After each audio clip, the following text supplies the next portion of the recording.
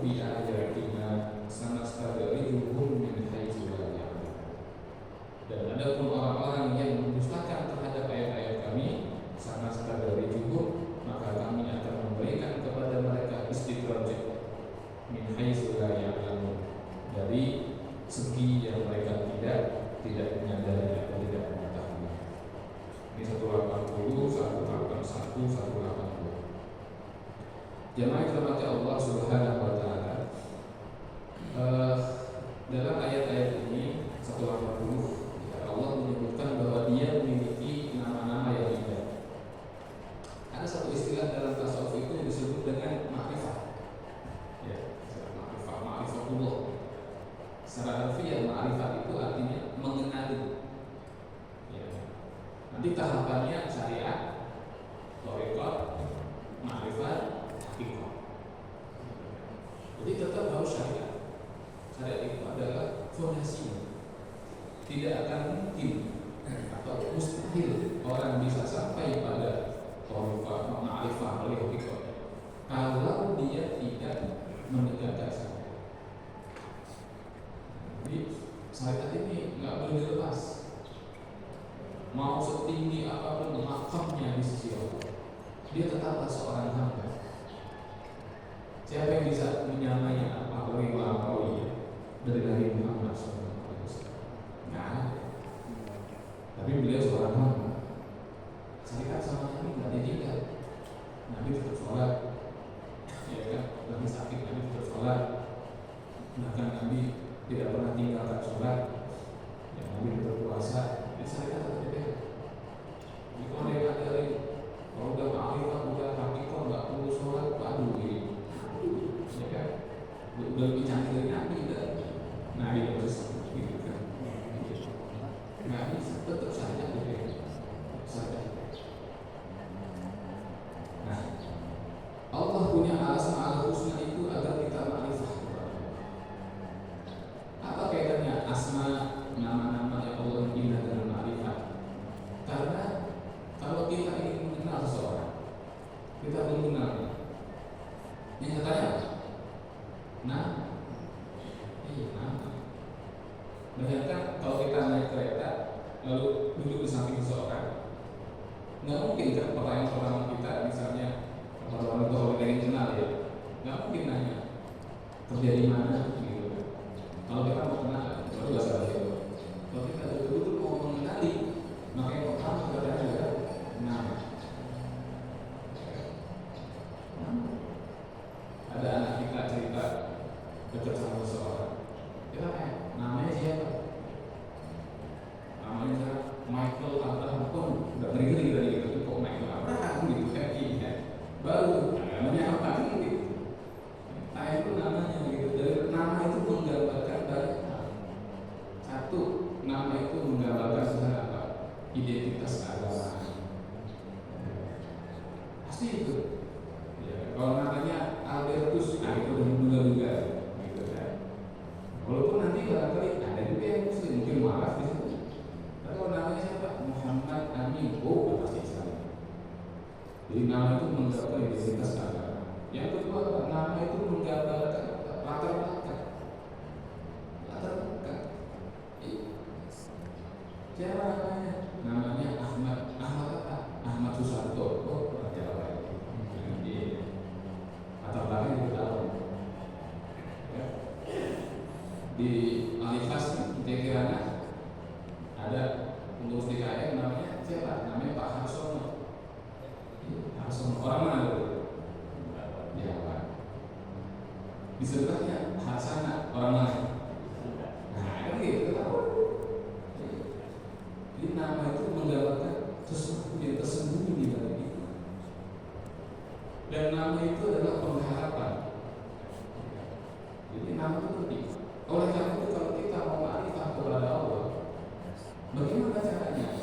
Maka Allah memperkenalkan namanya kepada kita.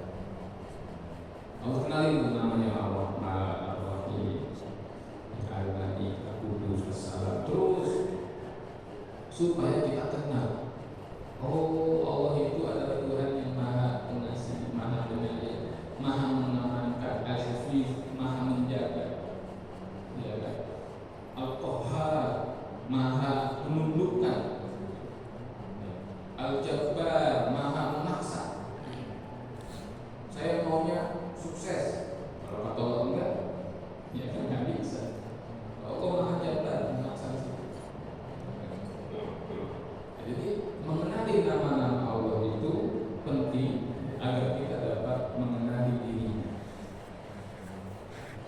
Maka para ulama mengatakan orang yang sudah menghafal al-asma al-husna dikatakan masuk surga dalam hadis itu kan. Maksudnya bukan sekedar menghafal secara lisan. Kalau sekedar menghafal secara lisan itu murid-muridnya Abu Rika pada apa? Selalu seperti itu kan. Ya jangan bocah-bocah yang lucu-lucu. Bermanfaat nama mereka itu bermanfaat. Tapi makna menghafal adalah mengamalkan nilai-nilai di balik nama itu.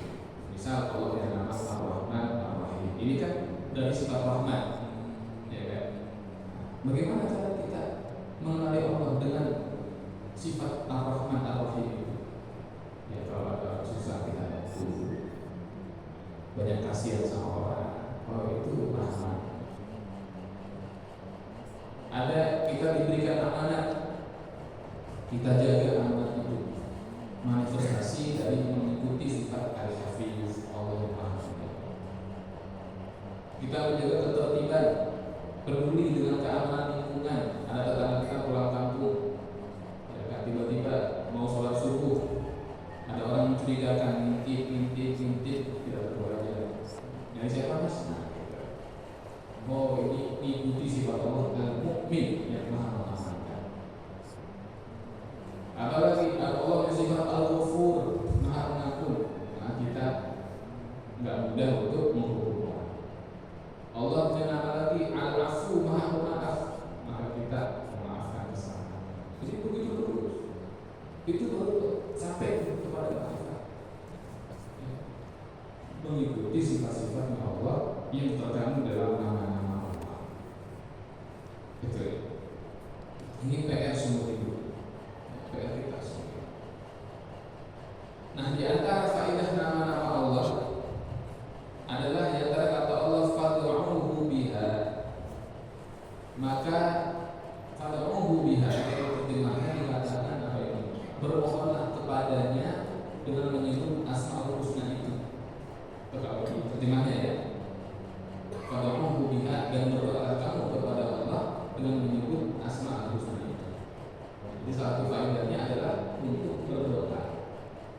Bagaimana caranya? Kita sering berdoa, ya Allah, ya Hayyu ya Qayyum, irhamna, gitu kan? Ya Allah ya Rahman, irhamna. Ya Allah ya Ghafur, ighfir lana. Kita sering sebut nama-nama Allah dalam berdoa. Fad'uhu. Nah, ini disebut apa? Tawassul. Apa tawassul itu? Berdoa kepada Allah dengan menjadikan sesuatu ya kan, sebagai wasilah atau perantara. Di antara tawassul bentuknya adalah tawassul dengan asmaul husna. Tawassul dengan nama-nama Allah ini.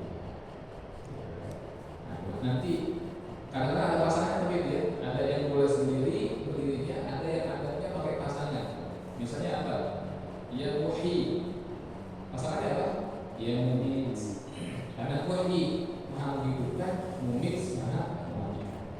Ya Nafi', pasangannya ya Dhar. Ya Nafi', wahai Allah yang Maha mendatangkan manfaat. Dan ya Dhar, wahai Allah yang juga Maha menimpakan mudarat. Ya Hayyu, pasangannya ya Ya Rahman, ya Rauf, ya Rahim, ya Ghafur, ya Rahim. Gitu. Jadi ada pasangan itu.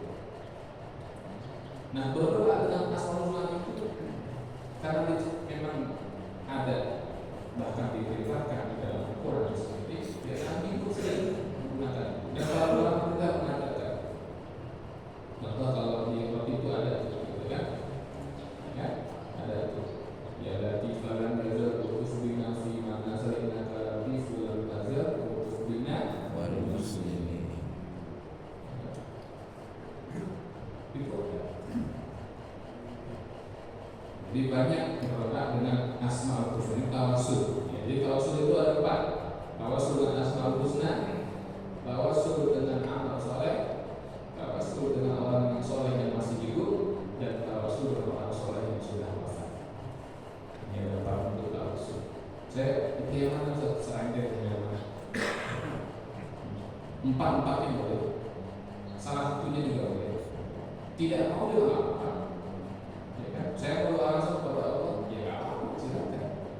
Ya, silakan berdoa langsung. Jadi tawasul salah satu bentuk atau cara berdoa. Jadi yang tidak mau tawasul nggak masalah. Yang mau tawasul ada empat. Pakai asmaul husna, dengan nama solehnya sendiri, dengan orang soleh yang masih hidup, dan dengan wasilah orang soleh yang sudah wafat. Ini tawasul. Kalau mau doa langsung boleh.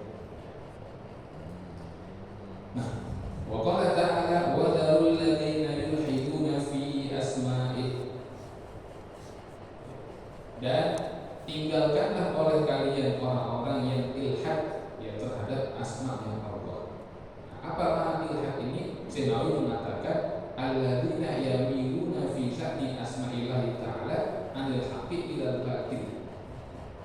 Orang-orang yang menyimpang dari nama-nama Allah ini, menyimpang dari kebenaran.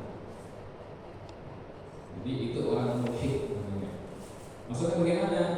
Bi'an yusammu ta'ala bima la izna fihi min kitabin wa sunnatin aw bima yuha ma'na fasid aw bima yuha ma'na fasidan. Fala yajuzu an yuqala billahi ta'ala ya sakhir wala ya aqil wala ya tabid wala ya faqih la yajuz. Kata Syekh Nawawi, ada orang-orang yang memberikan kepada Allah nama-nama yang nama-nama itu tidak diizinkan, baik di dalam kitab maupun dalam sunnahnya. Jadi itu termasuk orang yang menyimpang, itu orang yang membuat nama untuk Allah ya, dan nama-nama itu tidak dibenarkan baik menurut timbangan kitabullah maupun sunnahnya Rasulullah SAW. Misalnya begini, ada orang yang mengatakan atau menyebut Allah ya akil, wahai Tuhan yang maha berakal. Nggak boleh, karena akal itu makhluk. Ya. Lalu ya tabib, wahai Allah yang maha mengobati. Tabib. Tadi itu tadi dokter, ya, juru obat. Dia sebut ya Allah ya tadi. Tapi Allah kan menyembuhkan. Nah, kalau menyembuhkan ada namanya Syafi, ya kan? Allah itu Syafi. Allahumma anta Syafi, la shifa illa shifa, isfi fulan. Ya gitu. Kalau belum ada nama ya Syafi, Maha Penyembuh. Jangan dipanggil dia tabib juga gitu. Wahai tabib. Jadi pendek kata udah, ya kan?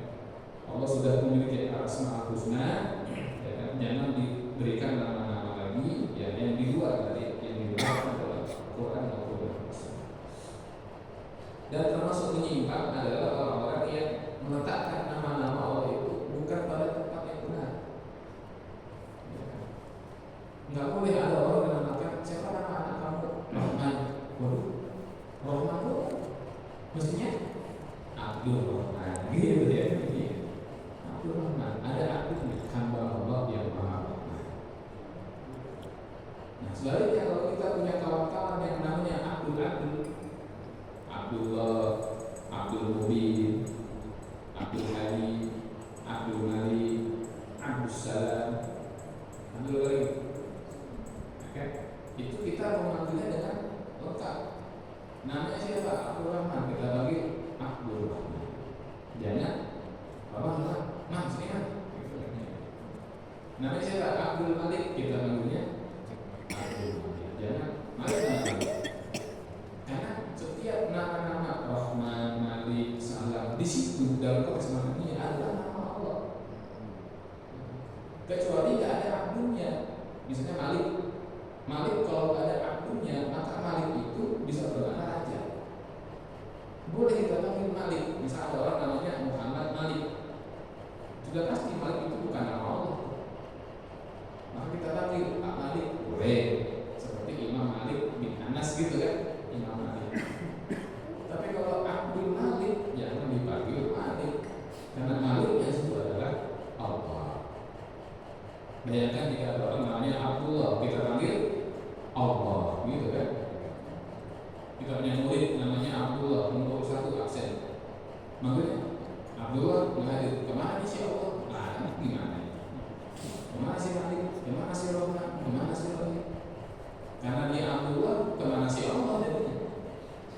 Jadi itu adanya kalau kita namanya Abdul. Nah, ini kita panggil lengkap, ya kan?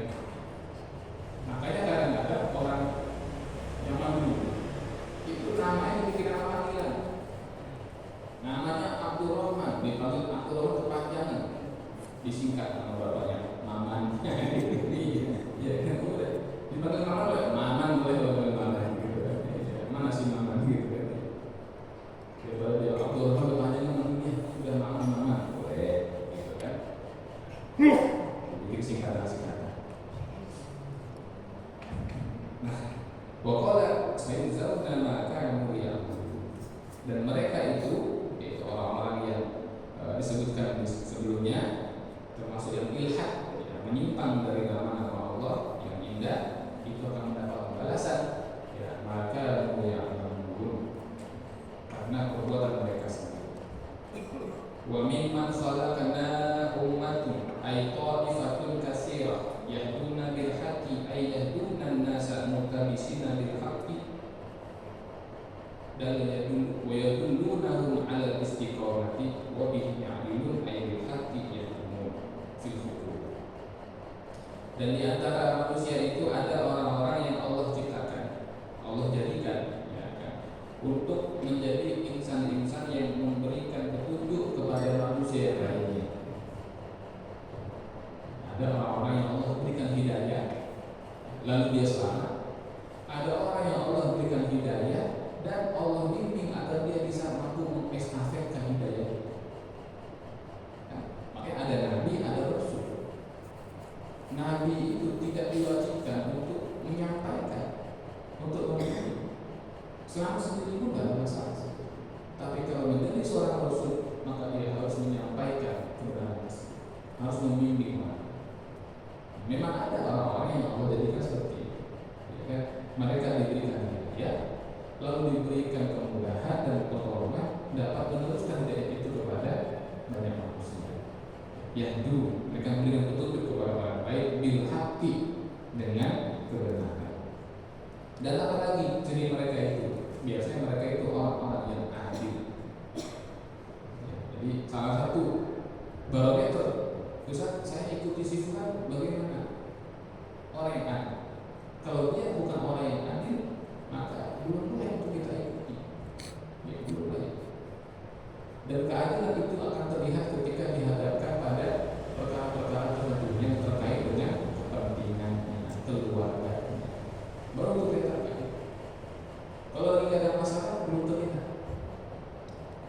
Ada seorang hakim adil Ustaz, oh iya, coba nanti lihat. Jika yang menjadi pesakitan di pengadilan adalah keponakannya, misalnya keponakannya, umurnya belum cukup, apakah akan disahkan dia gitu, misalnya gitu. Nah, kalau dia berbuat kepada orang lain, oke, bagus, tapi kita lihat kalau terkait dengan kepentingannya atau keluarga. Bagaimana Rasulullah SAW? Beliau sampai mengatakan, ini ucapan sang Rasul, kalau anak beliau sendiri mencuri, ya, maka beliau akan memotong anak kecil. Itu keadilan Nabi SAW. Jadi boleh kita tak suka sama orang, tapi jangan kehilangan rasa hati. Hati-hati. Ya, boleh kita cinta sama seseorang, tetapi jangan sampai kecintaan itu menghalangi dari menegakkan keadilan. I'dilu huwa aqrabu lit-taqwa. Berbuat adillah kalian kata Allah, karena itu lebih dekat pada ketakwaan. Yang terakhir ayat 182 Allah berfirman, "Walladzina kadzdzabu bi ayatina." Dan ada pun orang-orang yang mendustakan dengan ayat-ayat kami, sanastadrijuhum, kami akan berikan kepada mereka itu istidraj. Ya. Nah, apa itu istidraj? Istidrak itu adalah, kata Syekh Nawawi dikatakan di sini, ayyuhalladzina kadzabu bi ayatina allati hiya mi'yarul haqqi wa huwa Qur'an sanuqarribuhum ila ma yuhliduhum. Kami akan dekatkan mereka kepada hal-hal yang nanti akan membinasakan diri mereka. Itu makna istidrak. Didekatkan seseorang itu kepada hal-hal yang akan membinasakan. Manusia itu binasa karena apa? Satu, harta. Ya kan? Maka diburu hartanya diperbanyak. Makin dia nggak sholat, makin kaya. Makin dia nggak sholat, makin laris. Makin dia nggak sholat, makin ramai yang mesen ojek online-nya misalnya gitu kan. Oh, ternyata saya nggak Jumatan, justru banyak penumpang katanya gitu kan. Karena banyak orang pergi di waktu Jumat ini untuk wisata. Wah, benar tuh maksudnya Jumatan kan? Wah, ternyata kalau saya nggak puasa, saya buat narik lama-lama. Masalahnya jadi banyak. Istidrak. Dan itu nanti akan yuhlikuhum, kata Syekh Nawawi, itu akan membinasakan diri mereka. Harta yang dikumpulkan sendiri itu akan dihilangkan keberkahannya. Kalau harta tidak berkah, maka yang timbul adalah mafsadah, kerusakan. Anaknya nanti narkoba, bisa ngambilin anak orang, istrinya selingkuh, penyakitnya berat-berat, cuma itu istidrak ya. Tetapi orang yang diberikan istidrak itu, kata Allah apa? La ya'lamun. Mereka tidak sadar. Mereka tidak tahu. Dianggapnya inilah yang sebenarnya nikmat dari Allah. Padahal itu bala. Itu. Alhamdulillah. Maka kata para ulama, kalau rezeki kita, ini rezeki itu harus perlu dievaluasi. Kalau rezekinya lagi lancar, evaluasi. Kalau rezekinya lagi seret, juga evaluasi. Apa maksudnya? Kalau rezekinya lancar, evaluasi. Loh, ini ibadah saya sedang merosot. Sholat udah banyak ditinggalin, ya kan? Silaturahim banyak yang diputusin. Tapi kok rezekinya malah lancar, wah jangan-jangan. Nah, gitu. Jadi evaluasi. Rezekinya seret juga sama evaluasi. Waduh, dosa. Evaluasi apa kesalahan saya? Kalau ternyata ibadah yang fardu aman, ibadah yang sunnah aman, silaturahimnya aman, sedekahnya jalan, tapi rezekinya seret, oh ini ujian. Ini ujian. Dan itu biasa. Tapi kalau ternyata, oh jangan-jangan karena habis marah-marahin ibu misalnya, gitu kan. Jangan-jangan karena kalau ada keburukan kita evaluasi. Jadi itu rezeki lancar, rezeki seret, evaluasi untuk perbaikan. Kalau rezeki lagi lancar, dievaluasi menurut kita, ibadah kita aman, semua aman, ini udah nikmat dari Allah. Tinggal diamalin tuh, la in syakartum la azidannakum. Karena semuanya aman, berarti ini nikmat dari Allah yang bermakna baik, maka banyak bersyukur. Sedekah semakin baik sama orang, semakin banyak istighfarnya, maka lazim dan akan bertambah. Itu kira-kira. Mudah-mudahan Allah memberkati kita semua. Amin ya Allah. Baik, ini 3 ayat dulu. Ya, Bapak mau tanyakan atau ditambahkan terkait materi kita atau yang lain? Pertanyaannya saya persilakan ke Pak Yadi. Assalamualaikum warahmatullahi wabarakatuh. Waalaikumsalam.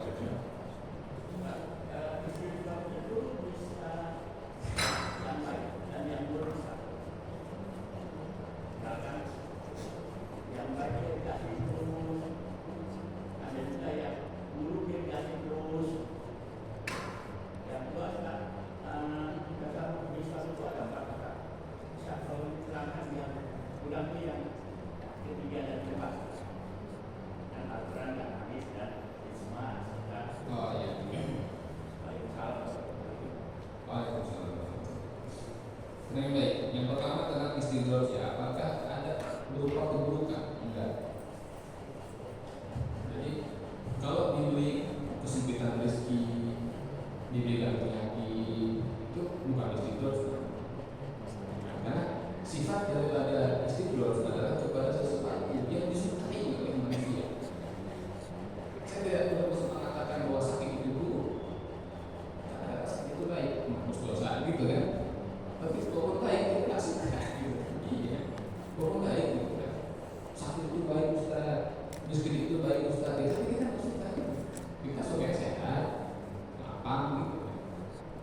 Istidraj adalah sesuatu yang diberikan oleh Allah kepada hamba-hambanya dari mendustakan ayat-ayat Allah, ingkar kepada Allah. Berupa apa? Perkara-perkara yang mereka senangi. Berarti syahwatiyah sifatnya kan, dan hawa nafsu. Dan hawa nafsu itu yang disenangi sehat bukan sakit. Ya sebel loh sakit hawa nafsu. Jadi kalau diberikan sakit terus menerus itu bukan istidraj. Barangkali terberat, barangkali ujian, musibah gitu ya. Wah. Tapi kalau itu kesenangan terus menerus itu jangan ke situ istidraj. Jadi kan kesenangan supaya apa? Bahasa kasar begini, orang ini nggak sholat merasa nanti rezeki jauh sekali, dijual. Biar nanti begitu dia mati, dia menghadap Allah dengan dosa yang luar biasa banyaknya. Allah nggak kasih peluang sedikit pun untuk bertobat untuk berubah dunia. Itu istidraj. Jadi kalau kita masih ada sakitnya, masih ada sempitnya, berarti Allah masih sayang. Allah masih sayang. Tapi kalau orang itu nggak perlu dia nyebut ya Allah, nggak perlu nyebut ya Allah, datang rezekinya. Kalau kita kan, wah nyebut dulu. Ya kalau perlu nyebutnya ada yang malam, ya kan 100 pagi, ya Allah, rezeki ya Allah, tolong ya Allah. Datang tuh Allah, datang rezeki. Harus begitu. Ada orang yang nggak perlu ya Allah, dikasih rezeki. Berarti ya, apa dia lebih canggih dari kita? Bedanya dengan emang Allah nggak mau disebut nama dia, gitu kan? Udah kasih aja deh, gitu kan? Udah usah nyebut, dikasih. Karena Allah nggak mau namanya disebut. Sebab setiap kali kita katakan kita menyebut nama Allah itu sudah pahala. Kalau bahasa manusia, seakan-akan kita berkata, nah habis nama gue disebut nama lu gitu kan? Sampai kalau sudinya tuh dia, udah dosa ibadah jauh, neraka langsung bebas. Nah, yang kedua tentang rujukan di dalam hukum Islam. Hukum Islam itu memiliki dua rujukan utama pokok yang disepakati oleh semua kelompok, yaitu Al-Quran dan As-Sunnah. Tetapi Ahlus Sunnah wal Jamaah kita memiliki dua tambahan, jadi Al-Quran, As-Sunnah, lalu ijma, lalu qiyas. Apa cuma Pak Ustaz? Sebenarnya ada lagi. Nanti ada satu kelompok lana, ada istihsan, ada amal ahli Madinah, itu banyak sekali. Ada al-urf, apa urf itu? Ada tradisi, itu bisa disebut hukum. Dan usul fikih itu dibahas. Bukan cuma Quran hadis, minimal Quran hadis, ijma, qiyas. Oke, Quran sudah paham kita. Apa itu ijma? Ijma itu artinya adalah kesepakatan ulama. Ya, kesepakatan ulama. Semua ulama sepakat. Jadi itu ijma. Ya. Kalau qiyas itu adalah analogi, perumpamaan. Tidak semua perkara dapat kita temukan hukumnya dalam Al-Quran maupun hadis. Nggak bisa. Makanya saya sering katakan, jangan terlalu kaku dikit-dikit hanya Quran maupun hadis. Kadang-kadang kepentok nanti. Karena zamannya itu sudah berubah. Contoh misalnya, kita Quran hadis saja yang kita terima. Oke, kalau nggak mau terima yang lain. Sekarang saya mau tanya, apa hukumnya orang konsumsi sabu-sabu? Ya, sabu-sabu atau orang sarapan bubur bukan ya? Sabu-sabu bubur. Apa hukumnya sabu-sabu itu? Halal haram? Oke, yang bilang apa dalilnya Al-Quran? Adakah Allah berfirman innama syadu haram? Ada orang bilang begitu? Tidak. Ada Nabi bersabda qala Rasulullah syadu haram.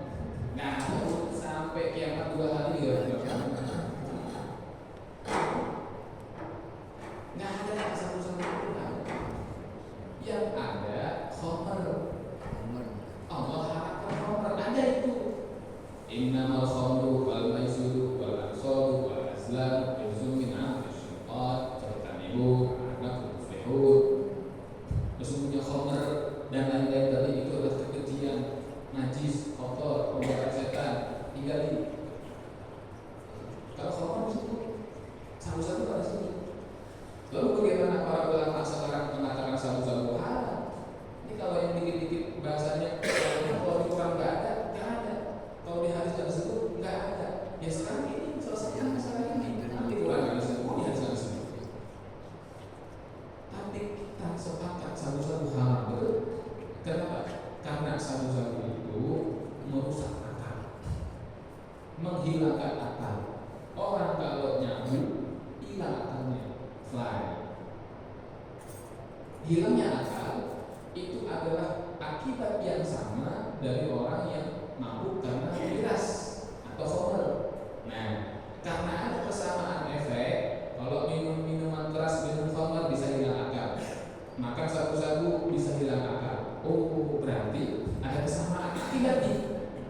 Nah, begitu menyamakan tadi itu namanya mengkias, menganalogi bahwa sabu-sabu, heroin dan lain-lain dikiaskan seperti khamr. Kenapa? Sama-sama menghilangkan akal. Itu. Jadi nanti kias terbagi lagi itu ada kiasul aulawi, ada kiasul musawi. Jadi nggak disebut dalam Al-Quran, nggak disebut dalam hadis, tapi jadi hukum keluar. Kenapa? Karena ada kesamaan metode analogi. Makanya kata siapa kalau di Quran nggak ada, di hadis nggak ada, jadi haram, jadi nggak boleh, jadi bid'ah, jadi salah. Betul, karena masih ada metode dia. Kalau nggak terbentuk kita. Contoh lagi kalau misalnya saya tanya saudara, apa hukumnya seorang anak men-smackdown ibu bapaknya? Apa hukum? Banting, bapaknya dibanting, dipiting. Hukumnya apa? Haram apa wajib? Nah, hukumnya apa? Haram sepakat ya? Oke, sekarang apa dalilnya? Kan mereka sering dituduh, menurut kita nih, yang dikritik Quran dan sering dituduh. Sering, mana dalilnya sering begitu kan? Nah, sekarang tanya, saya mau hadirkan satu dalil di mana Allah berfirman, wahai orang yang beriman, jangan kamu tendang ibumu, jangan kamu pukul bapakmu. Saya mau hadir itu ayat, hadirkan. Saya kasih waktu 1 tahun deh, gitu kan? 1 tahun buat ibu bapak. Kalau orang ya 10 tahun nggak apa-apa. Ya, saya tunggu. Ini berlaku juga buat bapak ibu semua. Temukan satu, gitu kan? Al-Quran yang bilang begitu. Wahai orang beriman, jangan kamu pukul bapakmu, jangan kamu pukul tendang ibumu. Nggak ketemu, udah nggak ada. Nggak ketemu. Tapi kenapa kita bilang itu haram, Ustaz? Kias. Model kias aulawi. Apa kiasnya? Allah melarang seorang anak berkata berkata kepada orang tua. Ya kan? Fala taqul lahum uff. Jangan bilang jangan bilang cik ke orang tua kamu. Nah, kata para ulama bilang aja dilarang, apalagi mukul, apalagi nendang. Jadi kalau tidak disebut tetap jadi hukum. Kenapa? Itu dilarang, bilang aja. Padahal itu tidak menyakiti fisik, apalagi dipukul orang tua, maka tentu lebih lagi. Nah, makanya saya katakan jangan dikit-dikit kalau nggak disebut, nggak di ini nggak boleh, nanti dulu. Itu kias saya. Setelah itu ada lagi? Ada? Enggak? Oh, habis ini baru terakhir. Tadi. Ya, lu. Waalaikumsalam.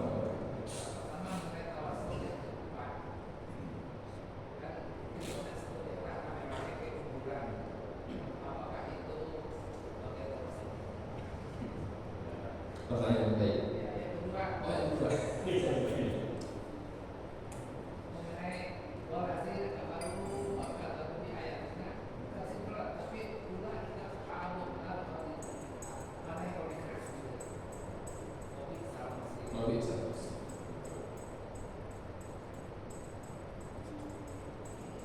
Pertanyaan baik. 2 pertanyaan. Baik.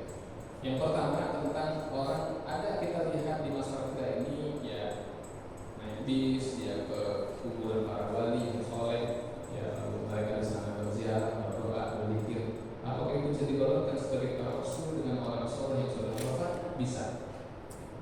Ya, jadi berziarah kepada orang soleh, lalu berdoa di situ, ya, mintanya kan kepada Allah. Gitu, ya. Jadi tawasulnya begini, ya Allah yang Maha Pengasih, hamba memohon kepadamu. Mohon kepada siapa? Kepada Allah. Hamba mohon kepadamu ya Allah dengan ketinggian derajat dari sang pemberi makan ini. Yang akan saya bagi wahyu. Ya Allah mohon kepadamu dengan ketinggian derajat dan pangkatnya di sisimu. Kabulkanlah hajat hamba ya Allah. Maka Syekh Qadir itu disampaikan hal itu. Maka ya Allah kabulkanlah hajat fulan. Itu tetap mintanya ke Allah. Itu tawasul dengan orang soleh yang sudah. Bukan misalnya satu wahai Syekh Qadir, aku bisa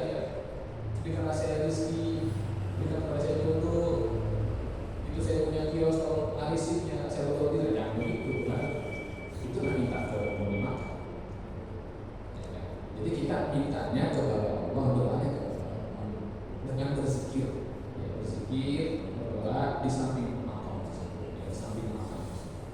Apakah ada faedahnya? Emang nggak bisa di rumah? Oh, di rumah bisa. Di rumah bisa tawasul itu. Sebagaimana kita mendorong orang tua di samping kuburnya, bisa dari rumah. Tapi kalau kita di samping kubur itu lebih utama atau afdal. Sebab mengunjungi seorang wali itu sama saja, baik ketika mereka hidup maupun ketika mereka wafat. Pahalanya besar, keutamaan besar. Sama kayak menziarahi Rasul, ya, yang sekarang sudah wafat, tetap besar sekali keutamaannya. Tetap disebut mengunjungi Rasulullah SAW. Itu ya. Dan tapi sudah mati Ustaz. Nah, Allah melarang kita menyebut mereka sudah mati. Allah larang kita menyebut mereka itu orang-orang mati. Ya, mana boleh? Balahnya mereka hidup kata Allah. Yurzaku, mereka harus berusia. Lihat aku, jangan kamu katakan kepada siapa? Orang-orang yang terbunuh di jalan Allah, syahid. Ya, sebagai amwat, orang mati. Jadi kalau yang syahid aja jangan sebut orang mati, apalagi yang wali, apalagi yang nabi. Apa sebutannya? Wafat. Wafat itu karena maknanya memenuhi apa yang sudah digenapkan. Memenuhi itu wafat. Makanya kita lihat orang tua, kalau semua orang suruh jangan bilang mati, binatang gitu kan, wafat gitu. Wafat. Terus sudah mati, enggak, Rasul wafat gitu. Bukan berarti Rasul masih hidup di dunia, tapi bahasa mati itu asal betul dilarang oleh Allah untuk orang-orang yang saleh. Itu yang pertama ya. Yang kedua tadi, mana yang lebih keras ancaman istidroj itu? Apakah orang itu masuk neraka atau wah ini keras dua-dua ini? Ya karena ini saling terkait dengan dia diistidrojkan oleh Allah di dunia. Hidupnya itu dikulur, dicor, rezekinya itu di kalau terang itu udah tak pakai katup, udah cukup aja gitu kan ya. Tuh air gitu kan. Ya habis kan tonnya, ya kan? Habis kering kan. Itu yang itu. Nah, dengan bijolnya dia di dunia, maka dia masuk ke dalam neraka. Bisa masuk. Dan itu segala kita yang lakukan. Jadi itu terkait sama. Alhamdulillah, alhamdulillah. Jadi maka berbahagialah kalau kita masih ada sakitnya, masih ada sulitnya, masih ada kehilangan, itu harus bahagia itu. Oh, masih mau kebalikan. Kenapa saya nggak sehat dulu ya? Dulu perasaan mau ini kuat, mau itu kuat. Bahkan pulang kampung semua apa yang kuat, misalkan gitu. Sekarang dulu kan para pegawai itu harus alhamdulillah Allah masih sehat. Kalau nggak pernah sakit, hati-hati. Nggak pernah kehilangan, nggak pernah susah, hati. Ada orang ada Nabi datang ke Nabi, Nabi nanya, kau pernah demam? Nggak pernah. Pernah pusing-pusing? Nggak pernah. Pernah flu? Nggak pernah. Itu kata Nabi, jangan hebat kan gitu kan ini, nggak pernah sakit. Allah nggak sehat. Alhamdulillah. Ada satu nabi pun yang nggak pernah sakit. Semua nabi pernah sakit.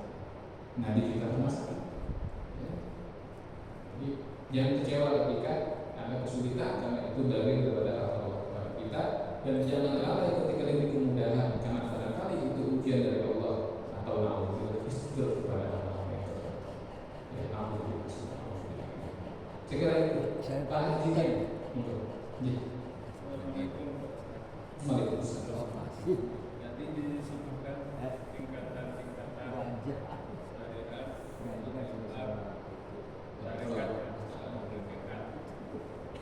apakah di dalam kita menjalani hidup ataupun kita belajar ilmu agama, tingkatan-tingkatan tersebut bisa tampak atau bisa kelihatan bahwa ini levelnya udah makrifat,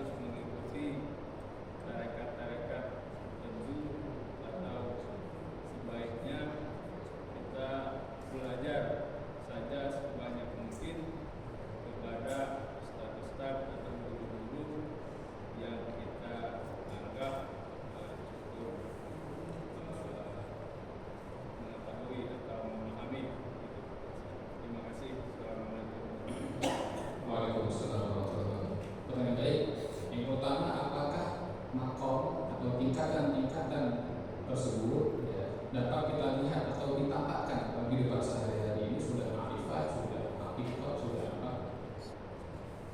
Kalau dibilang apa kelihatan,